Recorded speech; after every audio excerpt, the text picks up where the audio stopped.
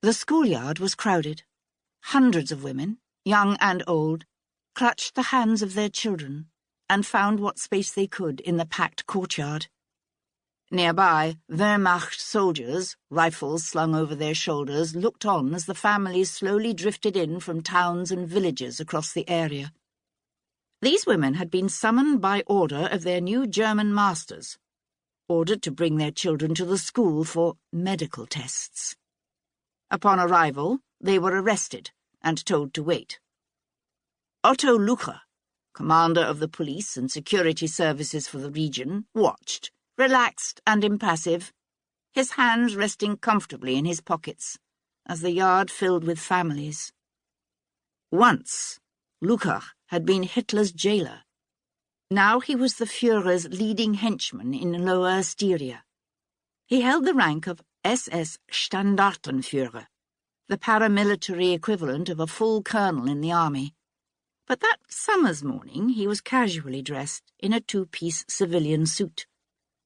Yugoslavia had been under Nazi rule for 16 months. In March 1941, as the surrounding countries of Hungary, Romania, and Bulgaria joined the Reich's alliance of Balkan nations, Hitler put pressure on the kingdom's ruler, the regent, Prince Paul, to fall into line. The prince and his cabinet bowed to the inevitable, formally tying Yugoslavia to the Axis powers. But the Serb-dominated army launched a coup d'etat, replacing Paul with his 17-year-old second cousin, Prince Peter. News of the revolt reached Berlin on March 27th. Hitler took the coup as a personal insult and issued Directive 25, formally designating the country as an enemy of the Reich. The Führer ordered his armies to destroy Yugoslavia militarily and as a state. A week later, the Luftwaffe began a devastating bombing campaign, while divisions of Wehrmacht infantry and tanks of the Panzer Corps swept through towns and villages. The Royal Yugoslavian Army was no match for Germans' blitzkrieg troops. On April the 17th, the country surrendered.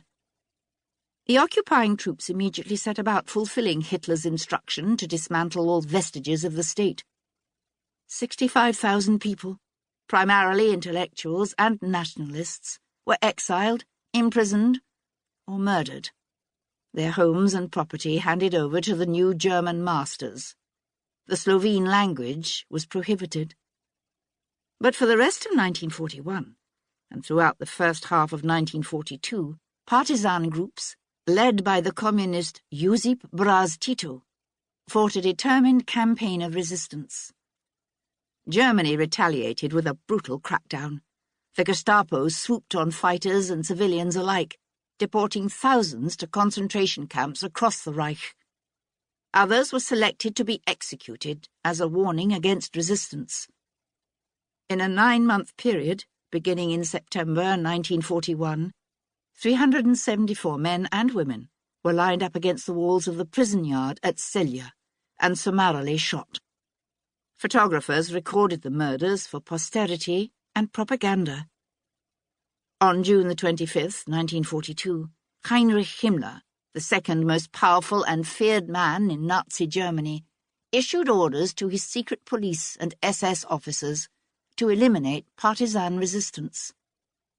This campaign possesses every required element to make harmless the population which has supported the bandits and provided them with human resources, weapons and shelter.